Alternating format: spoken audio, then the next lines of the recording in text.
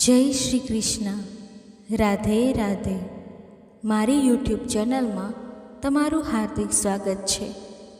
મિત્રો, એકવાર ભગવાન નારાયણ અને માતા લક્ષ્મીજી ક્ષીરસાગરમાં શેષનાગની પથારી પર બિરાજમાન હતા. ત્યારે જ અચાનક ગરુડજી ત્યાં આવે છે. દોસ્તો, ત્યારે ગરુડજી નારાયણને કહે છે, હે ભગવાન, હમણાં જ હું પૃથ્વીલોકનું ભ્રમણ કરીને આવી રહ્યો છું. મેં જોયું પૃથ્વી પર ફરતી વખતે કે કેટલાક લોકો અકસ્માતને કારણે અકાળે મૃત્યુ પામી રહ્યા છે અને કેટલાક યુવાનો વૃદ્ધોની આગળ મૃત્યુ પામી રહ્યા છે. તો હે ભગવાન, મારા મનમાં એક પ્રશ્ન ઉઠી રહ્યો છે કે અકાળ મૃત્યુ કેમ થાય છે? તેનું મુખ્ય કારણ શું હોય છે? અકાળ મૃત્યુથી કેવી રીતે બચી શકાય? ત્યારે ભગવાન વિષ્ણુ પક્ષીરાજ ગરુડને કહે છે, હે પક્ષીઓના રાજા ગરુડ, તમે આ પ્રશ્ન પૂછીને સમગ્ર સૃષ્ટિનો ઉદ્ધાર કર્યો છે. મિત્રો, શ્રી હરિ વિષ્ણુ કહે છે કે હે ગરુડ, હું તમારા આ પ્રશ્નોના જવાબમાં એક ખૂબ જ મહત્વપૂર્ણ કથા કહીશ, પરંતુ તમારે આ કથા શરૂઆતથી અંત સુધી ધ્યાનથી સાંભળવી પડશે, કારણ કે આ કથા સાંભળીને તમને ભગવાન વિષ્ણુની સાથે સાથે માતા લક્ષ્મીના પણ આશીર્વાદ પ્રાપ્ત થશે. દર્શક મિત્રો, ગરુડજી શ્રી હરિ વિષ્ણુને કહે છે, હે ભગવાન, તમે કથા કહેવાનું શરૂ કરો. હું તમને ખાતરી આપું છું કે હું આ કથાને અંત સુધી ચોક્કસ સાંભળીશ. મિત્રો, ભગવાન વિષ્ણુ કહે છે, હે પક્ષીઓના રાજા ગરુડ, ઘણા સમય પહેલાંની વાત છે. એક નગરમાં હર્ષલ નામનો એક ખૂબ જ ગરીબ માણસ તેના પરિવાર સાથે રહેતો હતો. એક દિવસ તે તેના બાળપણના મિત્રને મળવા માટે બીજા નગરમાં જઈ રહ્યો હતો. હર્ષલનો તે મિત્ર નાનપણથી જ મૂંગો અને એક પગથી અપંગ હતો. તે હર્ષલના નગરથી તેના મિત્રનું નગર ઘણું દૂર હતું. તેને તેના ઘરે સુધી પહોંચવા માટે વચ્ચે ઘણા નગરો થઈને પસાર થવું પડતું હતું. મિત્રો, ભગવાન શ્રી હરિ વિષ્ણુ કહે છે, હે પક્ષી રાજા ગરુડ, હર્ષલ જ્યારે જઈ રહ્યો હતો ત્યારે ચાલતા ચાલતા અચાનક એક વ્યક્તિ મળે છે જે જાણે કોઈની રાહ જોઈ રહ્યો હતો, અને તે વ્યક્તિ પણ હર્ષલની સાથે ચાલવા લાગ્યો. તે વ્યક્તિને જોઈને હર્ષલ ખૂબ જ ખુશ થઈ ગયો. તેણે વિચાર્યું, તે સારું છે, મને એકલા ચાલવામાં થોડો ડર લાગતો હતો. હવે આ વ્યક્તિ સાથે ચાલવાથી મારી મુસાફરી ખૂબ જ આસાન થઈ જશે. તે વ્યક્તિ સાથે વાત કરતાં કરતાં તેણે પહેલાં તે વ્યક્તિનું નામ પૂછ્યું, અને તે વ્યક્તિએ તેને કહ્યું કે તેનું નામ ધર્મરાજ છે. તેને આ નામ સાંભળીને કંઈક વિચિત્ર લાગ્યું, પરંતુ તેને નામના વિષયમાં બીજું કંઈ પૂછવાનું ઉચિત ન લાગ્યું. બંને ધીરે ધીરે સાથે ચાલી રહ્યા હતા. ત્યારે રસ્તામાં એક નગર આવ્યું કે તરત જ ધર્મરાજ નામના વ્યક્તિએ હર્ષલને કહ્યું કે તમે આગળ વધો, મારે આ નગરમાં એક કામ છે, હું તમને પછી મળીશ. હર્ષલે કહ્યું, ઠીક છે. તે બેફિકર થઈને રસ્તામાં આગળ ચાલવા લાગ્યો.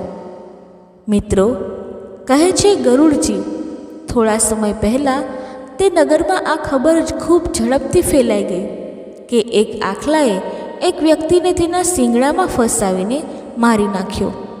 થોડીવાર પછી તે ધર્મરાજ નામનો વ્યક્તિ હર્ષલ પાસે આવ્યો અને બંને ચાલતા ચાલતા બીજા નગરના મુખ્ય દ્વાર પર પહોંચ્યા.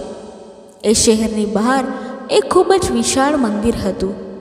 તે મંદિરમાં વિશ્રામ કરવાની વિશેષ સુવિધાઓ ઉપલબ્ધ હતી.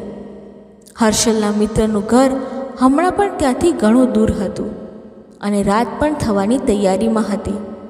પછી હર્ષલે તે વ્યક્તિને કહ્યું, ભાઈ, રાત થવા જઈ રહી છે અને આખો દિવસ ચાલી ચાલીને હું પણ થાકી ગયો છું અને મને ભૂખ પણ ઘણી લાગી છે. તો અહીં જ ભોજન કરીને અહીં જ વિશ્રામ કરીએ, પછી સવારના સમયે આગળની યાત્રા પૂરી કરીશું. પછી તે વ્યક્તિએ કહ્યું, ઠીક છે, મારે પણ સવારે ઉઠીને આ નગરમાં કોઈ વ્યક્તિને જરૂરી સામાન આપવા જવાનું છે. તમે ભોજન કરીને વિશ્રામ કરો. હું પછીથી આવીને ભોજન કરીશ. આટલું કહીને તે જગ્યાથી જતો રહ્યો. ભગવાન નારાયણ કહે છે, હે ગરુડજી, પરંતુ તે વ્યક્તિના ગયા પછી થોડીક જ વારમાં તે જગ્યા પર ધુમાડો ઉડવા લાગ્યો. થોડી વારમાં જ આખા શહેરમાં આગ લાગી. ત્યારે હર્ષલ આ બધું જોઈ રહ્યો હતો અને તે મનમાં વિચાર કરવા લાગ્યો કે આ વ્યક્તિ જ્યાં પણ જાય છે ત્યાં કંઈક ને કંઈક અશુભ ચોક્કસ થાય છે. પરંતુ રાત્રિમાં હર્ષલને તે યમરાજ નામના વ્યક્તિને કશું પણ પૂછવું ઉચિત ન લાગ્યું અને તે બંને સાથે ભોજન કરીને સૂઈ ગયા.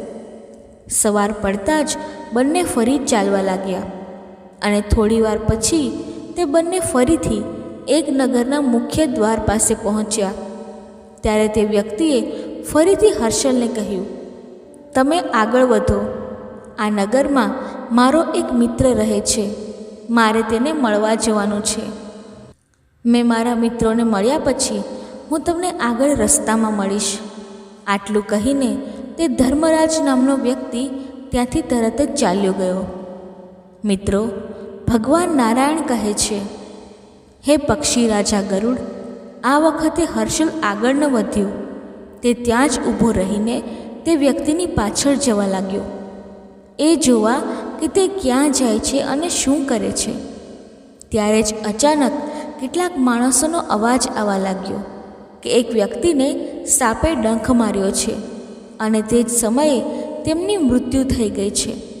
અને તે જ સમયે તે વ્યક્તિ ફરીથી હર્ષલ પાસે આવ્યો. પરંતુ આ વખતે હર્ષલ પોતાની જાતને રોકી શક્યો નહીં અને તેને તે વ્યક્તિને પૂછ્યું કે તમે જે પણ નગરમાં જાઓ છો ત્યાં કંઈક ને કંઈક અશુભ કેમ થાય છે? શું તમે મને જણાવી શકો છો કે તમે જ બધાને મારી રહ્યા છો? તે માણસે કહ્યું, તમે મને ખૂબ જ હોશિયાર લાગતા હતા, એટલે જ હું તમારી સાથે ચાલવા લાગ્યો.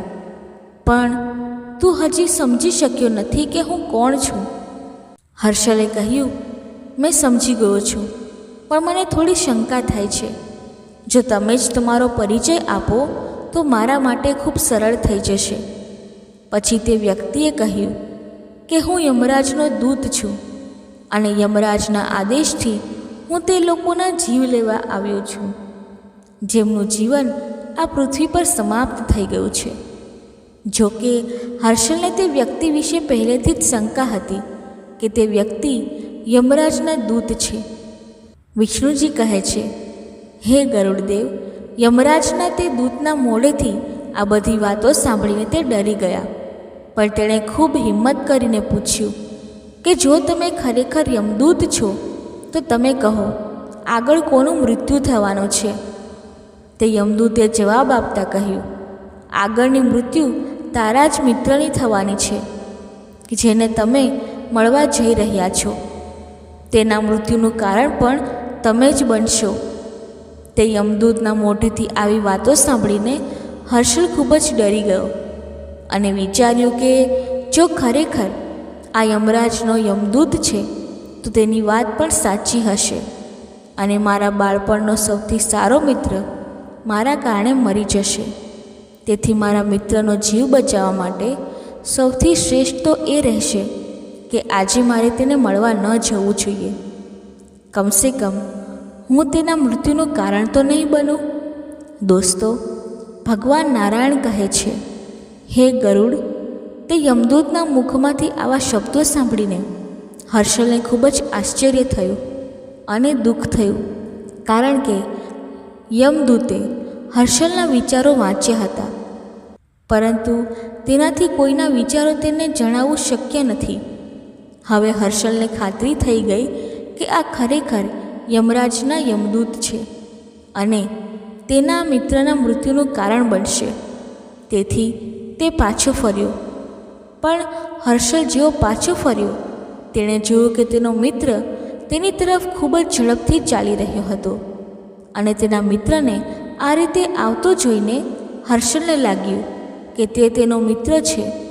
ઘણા સમયથી તેનો પીછો કરી રહ્યો હતો, પરંતુ તે બાળપણથી જ મૂંગો હતો અને એક પગમાં અપંગ હોવાથી તે તેના સુધી પહોંચી શક્યો ન હતો. મિત્રો, ભગવાન નારાયણ કહે છે, હે પક્ષીઓના રાજા ગરુડ. પરંતુ તે હર્ષલની નજીક પહોંચતા જ અચાનક તે જમીન પર પડ્યો અને તરત જ તેની મૃત્યુ થઈ ગઈ. હર્ષલ આશ્ચર્યથી આ બધું જોઈ રહ્યો હતો, જાણે કે હર્ષલ તે યમદૂતને પ્રશ્ન પૂછતો હોય. ત્યારે યમદૂતના દૂતે કહ્યું કે તમારા મનમાં એ પ્રશ્ન ઉદ્ભવી રહ્યો છે કે આ કેવી રીતે થયું.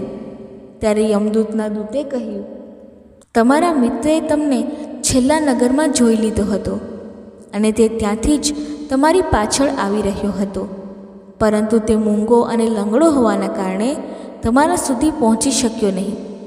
તારા મિત્રએ તમારા સુધી પહોંચવા માટે તેની તમામ શક્તિ સાથે પ્રયાસ કર્યો. તે હૃદયરોગના હુમલાથી તરત જ મૃત્યુ પામ્યો, કારણ કે તે તમને મળવા માટે તેની બધી જ મર્યાદાઓ તોડી રહ્યો હતો. તેથી તમે તમારા મિત્રના મૃત્યુનું કારણ બની ગયા છો. મિત્રો, ભગવાન નારાયણ આગળ કહે છે, હે પક્ષીઓના રાજા ગરુડ. અકાળ મૃત્યુ કોઈનું પણ થઈ શકે છે, પછી તે કોઈ રોગ અથવા અકસ્માતને કારણે થાય છે.